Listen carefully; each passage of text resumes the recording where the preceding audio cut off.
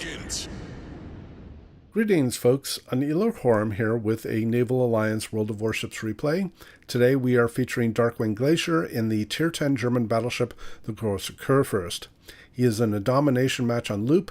There is no aircraft carrier, which is nice as a Kurfürst player, and there is also a significant number of cruisers on each team, which is nice for, frankly, most any battleship player. Glacier is using the unique German commander Franz von Jutland on his Kurfürst. He is leveraging the buffed Jack-of-all-trades skill, which is going to reduce the cooldown time for his consumables, and he has also mounted the Kurfürst's unique upgrade. Now, in stark contrast to my previous video on the Kurfürst and its unique upgrade, Glacier is making no attempt to improve his concealment beyond whatever benefit he gets from the camouflage. So he is taking the target acquisition upgrade in slot 5 instead of the concealment systems, and he has a blended tank and secondary commander skill layout, and he is not taking the concealment expert skill. As a result, he has a whopping 17.6 kilometer detection range, and this offers him barely over a kilometer of difference between his concealment and his maximum gun range. So Glacier is going to play the Kurfürst as a German battleship should be played. He is going to work as a frontline battleship, he's going to operate in close quarters, and he's going to provide a very dominating area-denying presence during this battle. Glacier's team has elected to go with an Alpha and Bravo strategy, and Glacier is going to operate here from some mid-range until we know where the opposing destroyers are. We do know that there is a destroyer at Bravo and Charlie, and we do have one allied destroyer, the Shimakaze, that's moved to the far east side of the map. He has no support, but hopefully he will be smart enough to either stay in some concealment or get out if it looks like he might get into some trouble. Here we see there is an opposing Asashio B in Alpha who's currently getting out, but that's certainly going to be a very dangerous destroyer that Glacier has to be aware of and know either where he is or get him eliminated before he moves up too closely. So he's going to, like I said, he's going to operate from some moderate range here until we have some handle on the torpedo threats, as well as knowing where some of the radar cruisers are, so that Glacier, like this Des Moines, so that Glacier can be focusing on him. He's going to send a salvo out here on the Des Moines, about 14 kilometers away. And he is going to land a Citadel here and take out about 40% of the health of that radar cruiser right off the bat. He's going to get quite a few Citadels in this match. I think RNG is going to smile on him for this one. He does have another opposing radar cruiser, a Seattle, that is on the very south end of Bravo. And he's going to send out his next salvo on this cruiser. And he's also going to land a Citadel here, taking off a significant portion of the Seattle's health in the process. So that Seattle player is also going to take another significant hit from a battleship, and he's going to be taken out here very soon. Here we see some more deepwater torpedoes that are coming from the opposing Asashio that's near Alpha. And so again, Glacier needs to be a little bit careful about how rapidly he pushes into these caps. Again, as a German battleship, you do want to provide a lot of area denial and control as part of just your presence and your large health pool and your powerful secondary armament and turtleback armor schemes, but it's far too easy in a Kurfürst to simply get focused out. So while these are extremely durable ships, they still can succumb badly to focus fire, and that's where a lot of players in the Kurfürst and frankly many battleships tend to struggle, as either they camp too much and they aren't providing enough contribution, or they push in too aggressively and they get focused out quite easily. And the Kurfürst, being the largest ship in the game, certainly is very prone to being focused out quite easily because it's easy to hit. Here Glacier gets his first kill with another Citadel hit on that opposing Des Moines that was in Alpha, and we have now sharply reduced the strength of the opposing team here at Alpha. So now is a good time for Glacier to start pushing in a little more. Again, we still don't know where the opposing Asashio B is. He was last seen on the southwest side of Alpha. So Glacier needs to be mindful of where he is. He does currently have his fighter plane up to provide some additional spotting. Here he's going to send out another salvo on the opposing Minotaur, and he's going to get another Citadel hit. And so he's, again, RNG is definitely smiling on him here. He's going to send out another salvo. This one's a little disappointing. Just connects for a few shells. Isn't quite enough to finish off the Monarch. I'm sorry, the Minotaur. But I think with this next salvo, he's going to end up finishing off this cruiser for his second kill. Now, Glacier has made a very interesting... Yes, he does finish off the Minotaur. Now, Glacier has made a very interesting choice here, in my opinion. He has chosen to use his damage control. And with the opposing Asashio still unaccounted for on this flank, that is a pretty risky matter. And basically at all times during this battle, he's going to be detected whether he's firing his guns or not. So he is at significant risk here of ascend by the Asashio player. He does have his Hydra up, so he does get maximum warning on the torpedoes, and that stacks with the target acquisition skill. So he's going to get a very significant advance notice of any torpedoes that are coming. But again, the Kurfürst is very large and very clumsy to maneuver, and it isn't always possible to avoid all of the torpedoes that are coming in. And now we do see the opposing Asashio.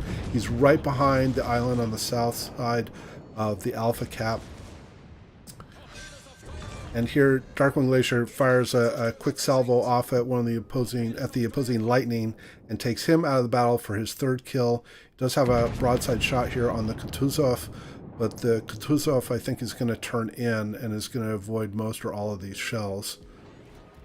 Fortunately, there is a Hindenburg and a Z-52 allied with Kurfürst, so we have sort of the Tier 10 German trifecta here at Alpha. And the Asashio is doomed. Between the fact that the Asashio cannot torp the cruiser or the destroyer, plus the hydroacoustic search in close proximity, plus their high rate of fire, basically means that the Asashio player had no chance. Here, Glacier is trying to finish off the Kutuzov. The Kutuzov takes a torpedo, and then one of Glacier's shells does end up getting the Kutuzov in his smoke and finishes him off for his fourth kill. There's an allied Des Moines here that's sliding past the Glacier. The Kurfürst goes where the Kurfürst wants, so the Des Moines is just casually pushed aside as Glacier is pushing now towards the Bravo Cap.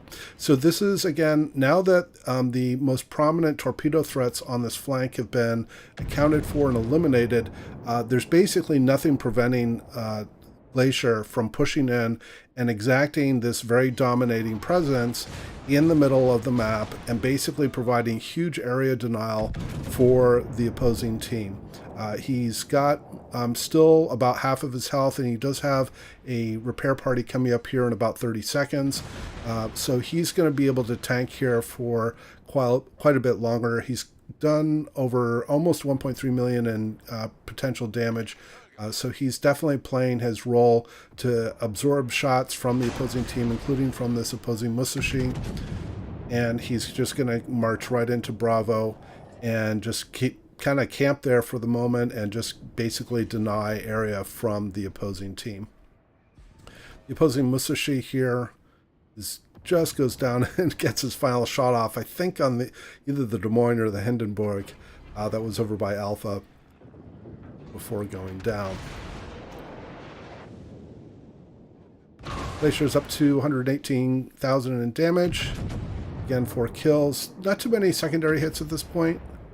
He will get some more here as he closes in on some of the opponents that are more on the east side of the map.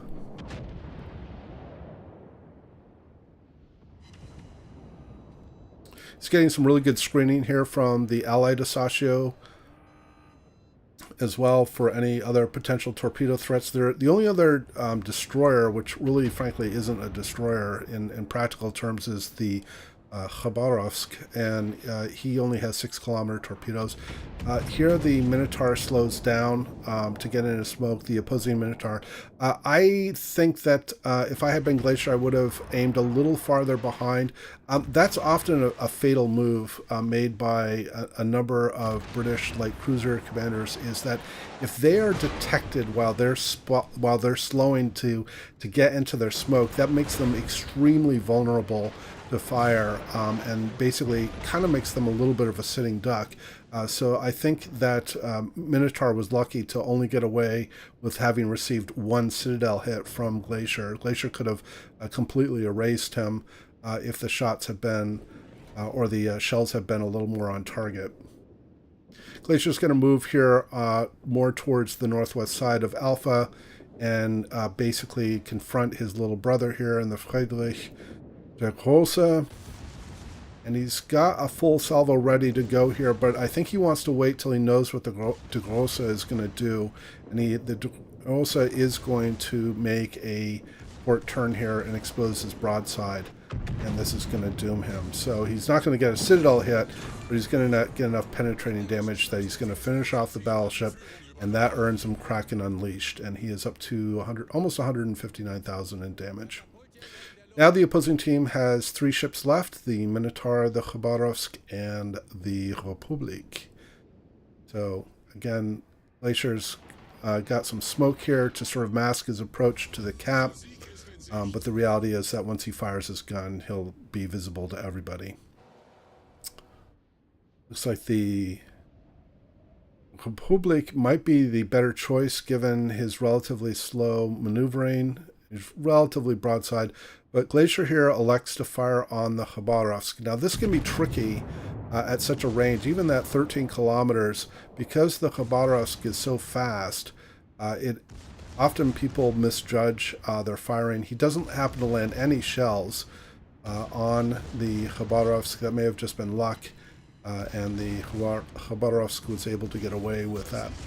The Public is going to, I think, avoid most, if not all, of the Shimakaze's torpedoes. But he has left himself broadside to Glacier, and Glacier lands a hit that has now earned him a caliber. So the opposing team, basically, the game is just wrapping up here. It's just a matter of who's going to get the rest of the kills. Having a little bit of a secondary gun duel here with the Republik.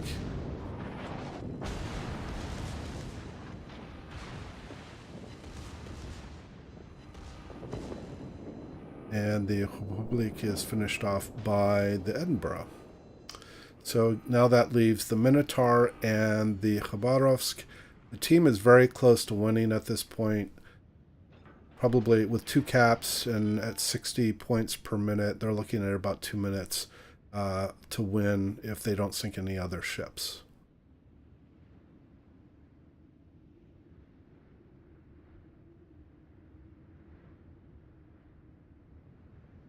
Now, I'm not sure why Glacier here sort of tactically beached. I think he was probably just trying to turn to make sure that he can get all of his guns on the battleship, and just happened to bump into the land as part of that. He's taking a blind shot here on the Minotaur. I don't remember if he scores any hits on the Minotaur in the smoke. This is where having a spotter plane really helps, because it gives you a better angle on the gun flashes coming out of the smoke, and you usually can hit your target a little more reliably. But he's running the fighter plane and not the spotter plane for this ship. Now, interestingly, the opposing Khabarovsk is actually a smoke Khabarovsk, and so with both opposing ships being in smoke, neither are spotting for each other, so nobody can see each other. But this is going to have to change at some point here very soon. In fact, the opposing team allied team is just about to win. And there is the Minotaur broadside to Glacier. And Glacier's going to land the score here, killing his 6th ship for the game and doing a terrific job for his team. So a great demonstration of battleship leadership in this battle. Great job, Darkwing Glacier. So I hope you enjoyed the replay and the commentary. Please do leave your comments below, and as always, we hope to see you out there, and we wish you happy sailing.